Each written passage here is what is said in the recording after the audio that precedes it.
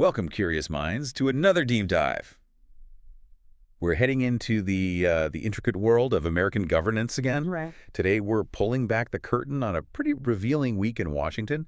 We're going to focus mainly on the Senate because the House was actually out of session. Mm-hmm. It's, a snapshot of the debates, the decisions, and the dynamics, really, that shape things. We saw everything from high-stakes nominations to economic policy, even a pretty strange agricultural threat. Yeah, that one was interesting. So our mission, as always, is to unpack the important stuff, the key nuggets of insight from the past week, giving you a shortcut to being, well, truly informed. Okay, let's unpack this. Sounds good. And you'll find, even when one chamber's quiet, the legislative machine, it never really stops. Never does. What's fascinating here is how things that seem totally separate, like nuclear regulation and public health insurance, they're actually deeply tangled up with broader political strategies and, just the mechanics of how Congress works. So we'll explore what happened, but maybe more importantly, why it matters to you. Okay, let's dive right into a big one then. There was a confirmation process that sparked some pretty significant debate on the Senate floor. We're talking about David Wright's reappointment to the Nuclear Regulatory Commission, the NRC. The NRC. Which, for folks who might not know, is the independent body that makes sure nuclear facilities are operated safely. And this wasn't just a straightforward vote, was it? No, not at all. And it really kind of highlights what's at stake when the Senate confirms a regulator for a body like the NRC. I mean, it's been crucial for nuclear safety for 50 years now. Right.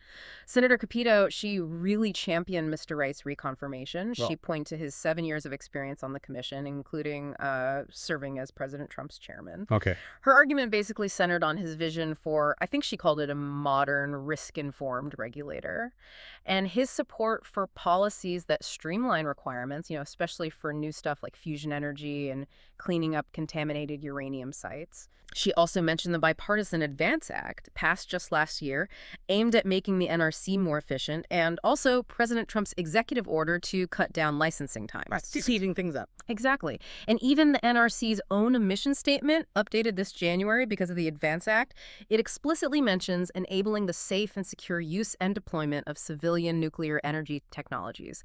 So there's this legislative push for innovation alongside safety. Okay, so a clear push for efficiency, for modernization within the NRC, seems aligned with these broader goals for maybe a new renaissance in nuclear power we hear about. But I understand Senator Whitehouse, even though he supported nuclear reform before, he took a very different view. What was his main issue with Mr. Wright? Yeah, that's where you really see the tension. Senator Whitehouse, who, like you said, has championed nuclear reform, he was a key Democrat on the Advance Act, he actually voted against Wright. His opposition wasn't really about Wright's general qualifications. It was more about what he called a concerning infiltration of the NRC. He used the phrase, the DOGE boys and the Department of Energy. DOG boys. What does that refer to exactly? Well, Senator Whitehouse didn't define it explicitly, but it generally seems to refer to maybe a specific group of political appointees or a perceived faction within the Department of Energy, suggesting they were trying to exert undue influence. The influence. Right. He specifically pointed to a Doji Do detailee, who he claimed got into the top ranks without proper NRC oversight, was pushing out experienced nuclear experts, and even trying to sideline the general counsel to put in a fossil fuel lawyer. Wow. And his quote was, "This lawyer doesn't know anything about nuclear energy except that it competes with fossil fuel." So pretty strong words. Very strong. He stressed that this interference was threatening the NRC's independence right when the U.S. needs nuclear power more than ever. His vote, he said, was meant to send a signal to the DOE to basically, hands off the NRC. So a real clash there over independence versus influence. How did the vote turn out? Well, despite that strong opposition, the motion to invoke cloture, that's the procedural move to cut off debate and force a final vote, it passed 51 to 45. Okay. And Mr. Wright was ultimately confirmed 50 to 39. So you see, even with bipartisan support for nuclear energy itself, this vote really underscored that fundamental tension, balancing regulatory independence against political and industry pressures to streamline and innovate. Yeah, it shows how even these seemingly technical nominations can become battlegrounds over the future direction of really critical sectors. Exactly. Okay, shifting gears now, but Staying with national security, we saw some swift, actually bipartisan action on a cybersecurity issue, one that Senator Wyden has been pushing on for years. The details here sound pretty alarming. Oh, they are. What's really astonishing is just the urgency of the problem and what came out that forced this action. Right. Senator Wyden highlighted this unclassified report, but it hadn't been released. It's called U.S. Telecommunications Insecurity 2022. He said it had shocking details about threats to our country's entire phone system. But CISA, the Cybersecurity and Infrastructure Security Agency, they'd marked it for official use only, even though it wasn't classified, and just refused to release it. Refused. Why? Well, that wasn't entirely clear, but Wyden said he even wrote to President Biden back in February 2024 about the serious national security threat posed by foreign governments exploiting U.S. phone carriers' weak cybersecurity. But apparently, no action was taken by the administration. He cited a CISA whistleblower who reported numerous incidents of successful unauthorized attempts to access the network user location data, even monitoring of voice and text messages and delivering spyware. Wow, so actual spying enabled by weak security. That's what he argued. He explicitly said CISA's multi-year cover-up enabled one of the most serious cases of espionage ever against our wonderful country. He even mentioned the Salt Typhoon hacks by the Chinese government. Salt Typhoon, I remember hearing about that. Right, compromising communications of high-value targets like Vice President Vance, President Trump, even then Leader Schumer. And Wyden stressed these breaches happened because phone carriers just weren't following basic cybersecurity 101.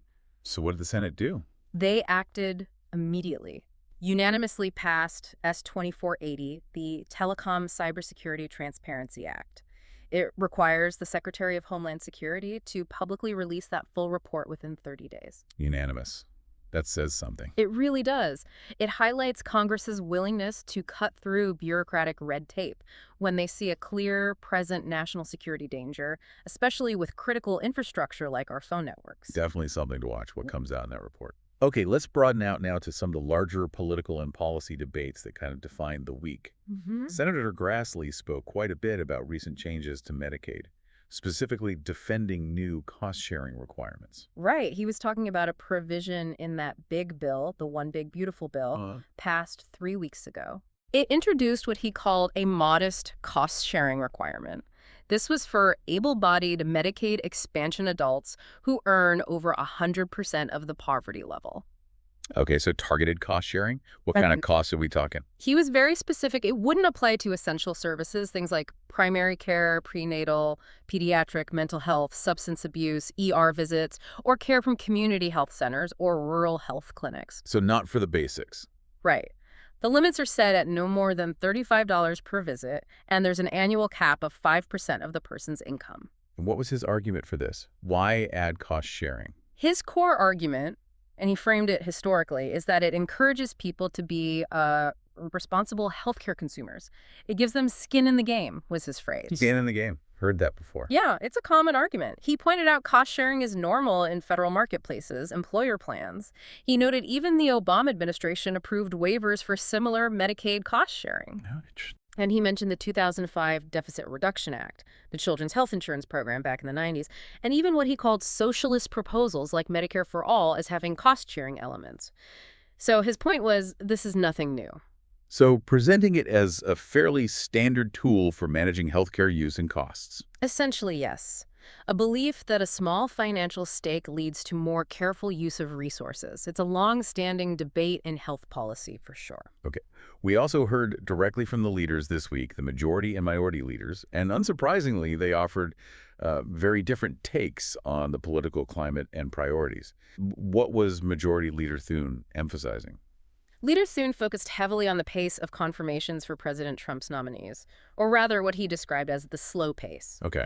He argued that despite what he called a historic level of obstruction from Democrats, Senate Republicans have confirmed 107 civilian nominees.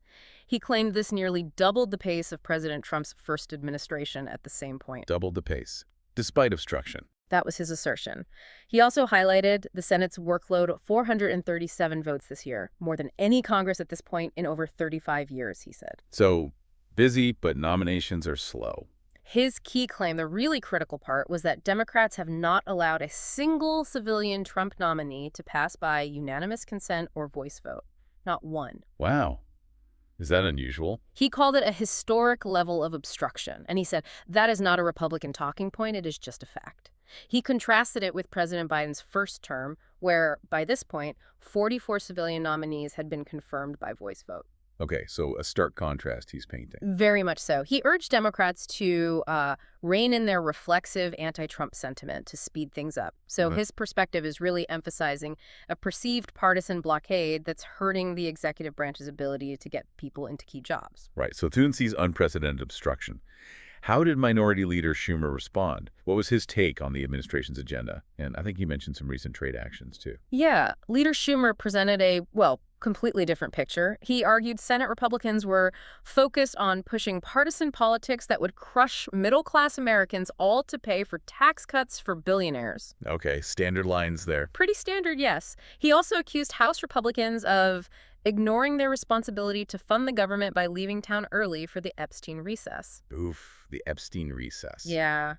He claimed the Trump administration's policies were, quote, sending costs up, chaos up, corruption up, specifically hitting groceries, housing, utility bills, and gutting healthcare and essential services like Medicare and Medicaid. So blaming the administration for cost increases and service cuts. Exactly. He said Democrats were fighting for a new vision for America, lowering costs, strengthening communities, safer streets, protecting services, and getting rid of corruption and self-dealing. Then he got into the trade deal. Yes, he turned to President Trump's recent announcement of a new trade deal with the European Union.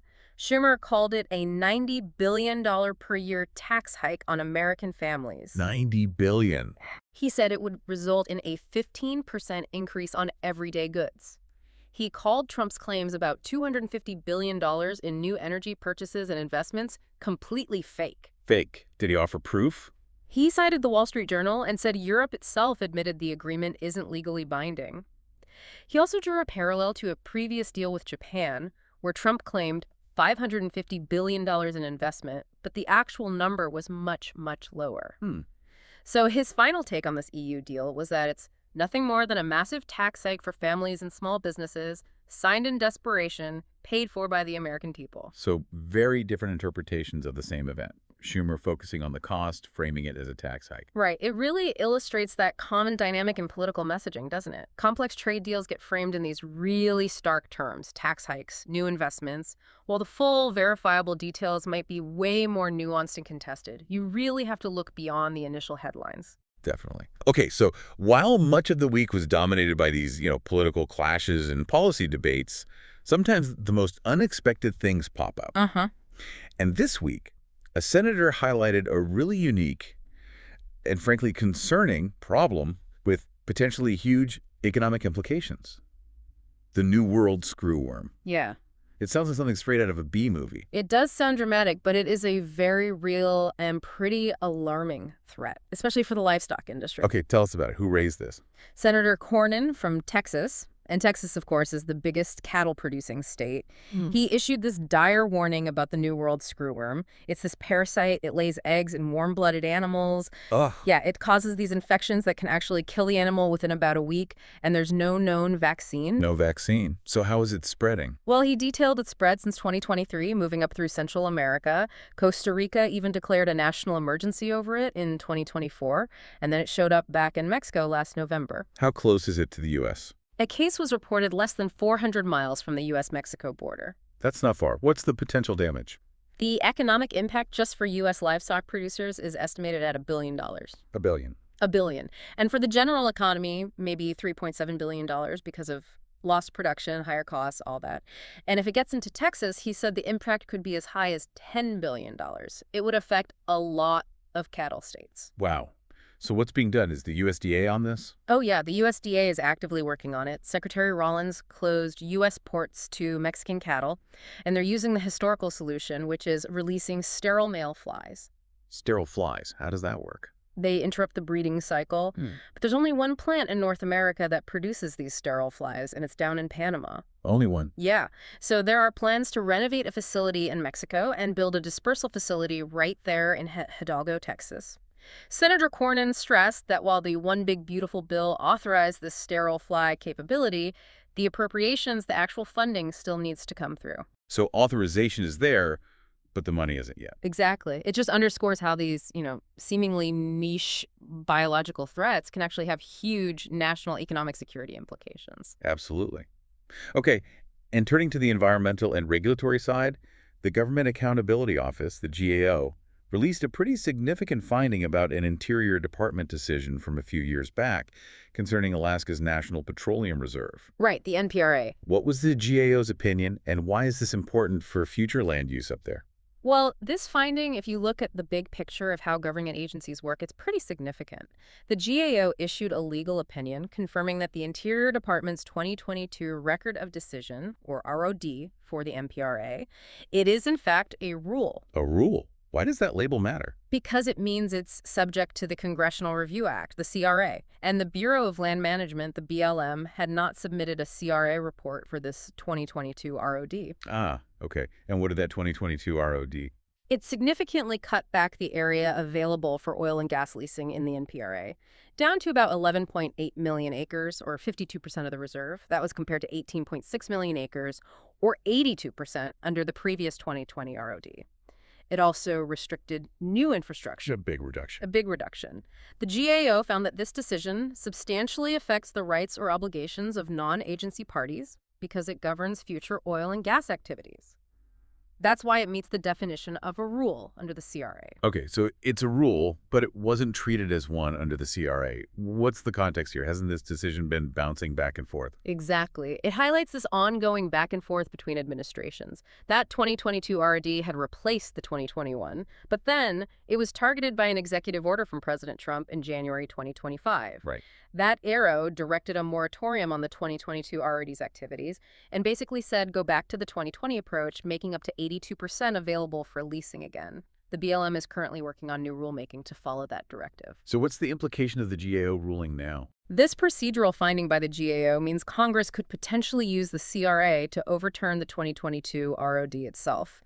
It just adds another layer of political and legal complexity to these big land use decisions, especially ones with major economic and environmental stakes. Got it. More complexity. Okay, beyond these really big discussions, there were, dozens of new bills introduced or amended this week, right? Oh, tons. Just to give listeners a sense of the sheer range of issues senators are tackling, could you highlight maybe a couple of proposals that caught your eye? Just a quick snapshot.